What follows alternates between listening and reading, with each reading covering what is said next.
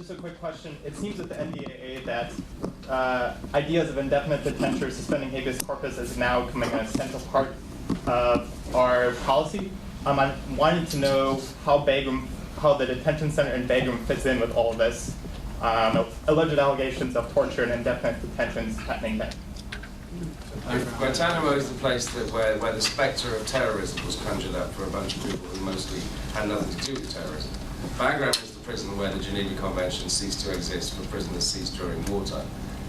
What underpins detentions in Guantanamo is the authorization for use of military force passed by Congress the week after the 9/11 attacks.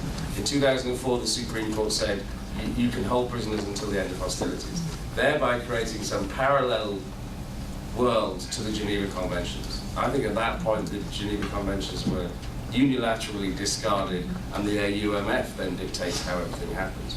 Now Bagram is a prison where, under President Bush, the only review that the prisoners had was that they were able to make a statement before they were told the allegations against them. That was very bad. When President Obama was challenged, he said, we're going to bring in the review process that we used at Guantanamo. I'm following this and seeing where this fits with the Geneva Conventions. It doesn't. So what happens is that people are held for at least a year at Bagram on average before they're given a review process, which was brought to Bagram from Guantanamo, the same review process that the Supreme Court found inadequate in Boumediene.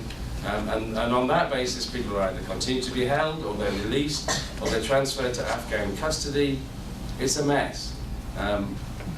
And I don't think that people care enough that the Geneva Conventions have not been reinstated properly, that what the Bush administration did has not been properly investigated and acknowledged. So I think they're very connected. But I think it's very troubling what's happened. And I think the way to see that, again, I like to make analogies where people can understand it in an American context, is what would happen if American citizens were captured by some other country and were held in wartime on the same process. You'd be held for 12 or 14 months, then you get some kind of review process reinvented. How would that play in the United States? Well, we all know it would play very badly.